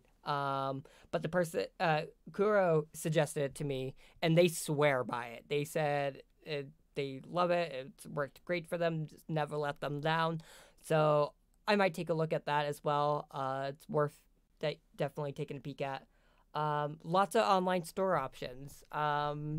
So, and there's an option for like everyone. Like, if you're really confident in your like website setup and all the other coding and stuff like that, self-hosting is a really good idea. I know Six is also self-hosted, but that's through his website. That's also his his professional portfolio for work. So he already pays for having that professional portfolio online, and it comes with a store option. So for him, it works out best since he's already Nice. paying that option, to not only Yeah. have his professional work there, but have his store all rolled together there. That really works out well. And then there's the other options like Etsy and Store NV if you have no idea where to really go about with self-hosting and stuff like that, which would probably be an option if you're like me, where you've just been like making merch at home and you're unsure about most of your options. Probably look at like Etsy, Store NV, Big Cartel, stuff like that. And then there's also Redbubble if you don't really have access to like make your own things and stuff like that. You can open a store on there. So yeah, there's lots of options for different people, and it's great. Yeah. So I think that pretty much covers just about everything that we talked about. Is there any other things you want to like highlight before we wrap up, Myst? Um, Not that I can really think of. I think we're safe to sort of start a Q&A session, I guess. Yeah, no. If there's anyone that has like any questions, we have the chat up for both of us. So, yeah, toss us some questions. If not, we can wrap things up either way. I think we're gonna have that little delay while we wait for our words to actually get through on the other end. Probably. But yeah, no. This has been a great stream to like kind of return. Hopefully we'll do more. I'm pretty sure we will, especially with how quickly we set this up. Like it took us like no time at all. We were on literally 2 days. Oh, Utau candles. Oh yeah, I really want. Oh no, I did remember. Oh yeah, you candles, and then I got something after you. Okay, gotcha. Yeah, no, I would love to do candles. I don't know too much that goes into it, but it's something that I'm looking into. I do know a bunch of people that do like make candles at home. It's like a nice little home hobby. So that could be like another option that you could do. Honestly, that's the other thing too. A lot of like home hobby, like making things, you could literally just slap an Utau sticker on it and just make that Utau merch. So really there's all kinds of possibilities that you could make. Scented candles is definitely something that I'm thinking about. I just have to learn more about the process and buying the wax and the essential oils and stuff like that. But yeah, no, that's another option for those that want to experiment with Utau merch. So yeah, what were you gonna say, Myst? The candle thing reminded me. There is a website called. We were joking about this on Twitter because Cody mentioned the candles, and I was just like, oh, there's this place called Adagio Teas where you can make fandom themed tea blends, and they give you all the ingredients, and you can like pick like which amounts of everything you want in the blend, and then you can like even upload your own art for like the tins and the bags that it comes in. And like joking about like having like an Utau cafe where it's like you buy like the little indie scented candles and bath bombs. And oh my god, that's like my dream. Adagio. Oh gosh, it'd be so much fun. But Adagio teas, like anyone can do. Like when people buy your tea blends, you don't get actual money for it, but you get credits to spend on tea on the website. So if you like tea and you want to fund your tea addiction, then make some tea blends on Adagio and go to town with that.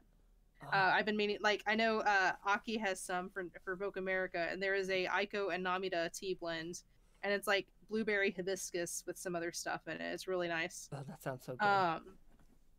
But okay, so next question. Where do you think the best places to get Utau merch noticed are? Let's see. Let me bring back up the slide from before.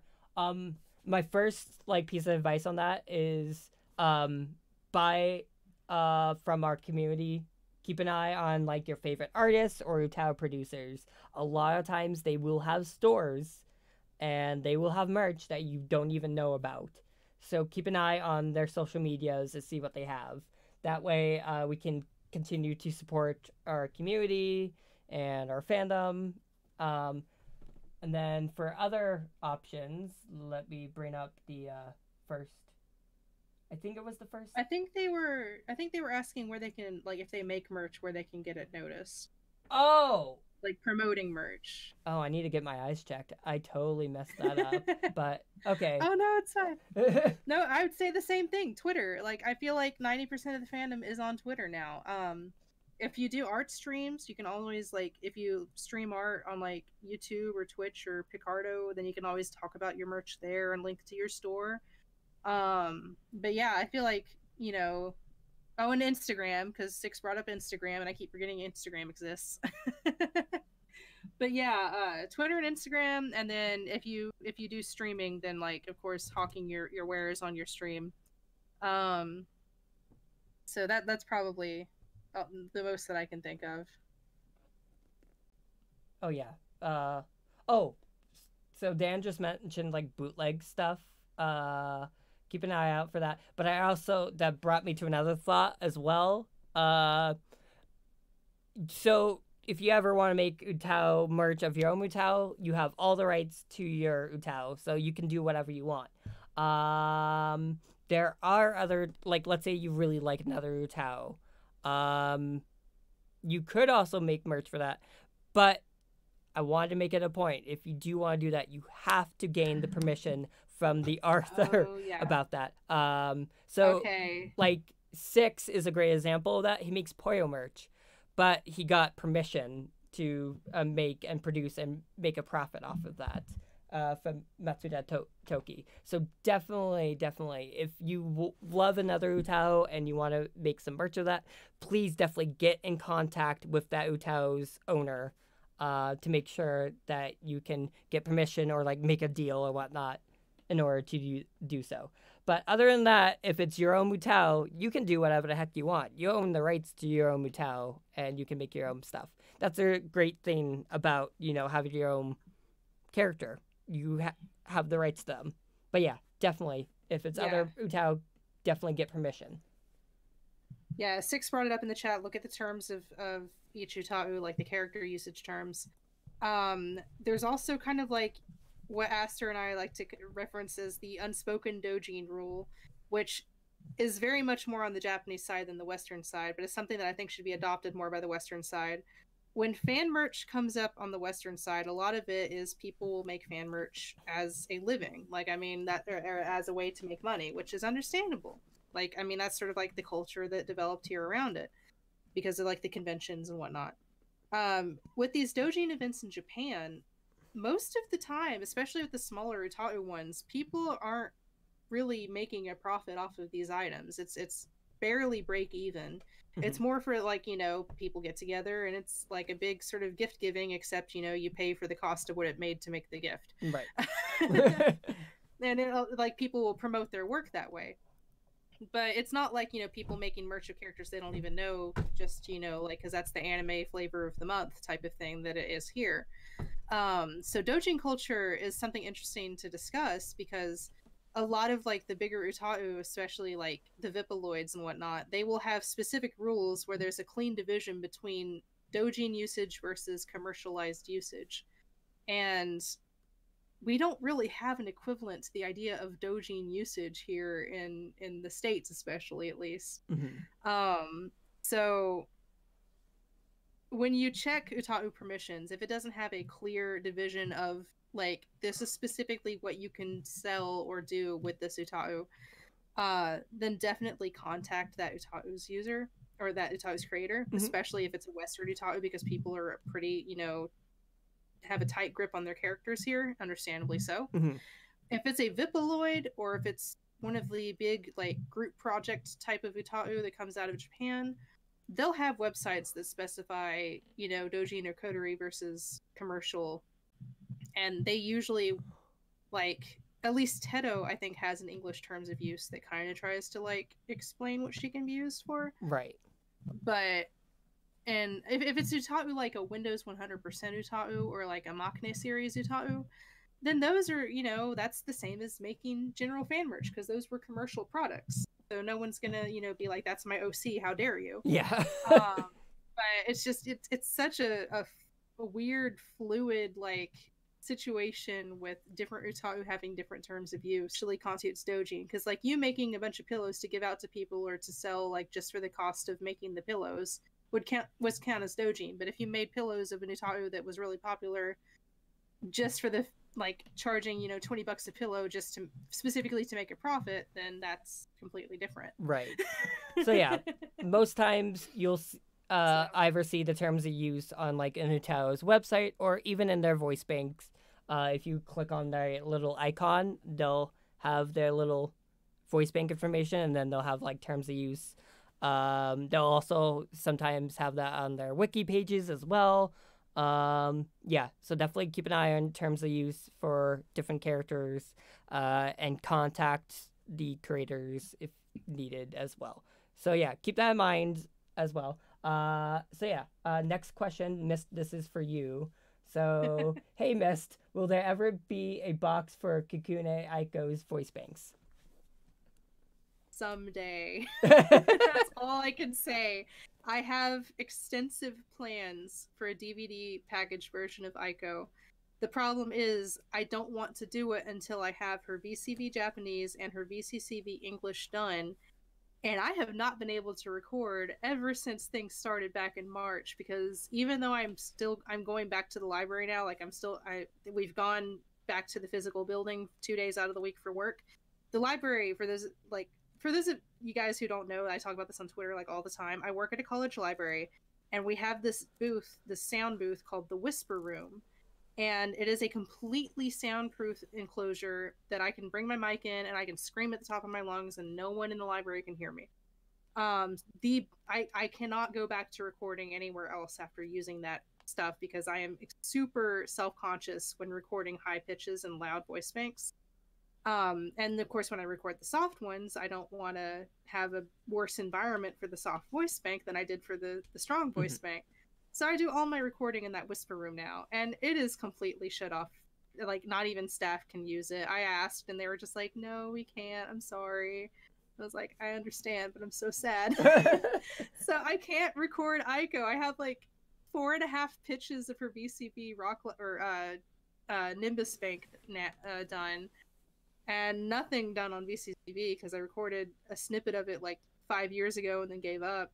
So until I can get recorded, the DVD is off, but it will happen. Once I finish those voice banks, that'll be my celebration for finishing those voice banks. Yes! Give us physical Aiko once we actually have more Aiko banks. I know, I'm so sad. I just want to record. Yeah, no. I'm sad too, but someday we'll see Aiko again, someday. So 6 asks, how often are we going to do the streams?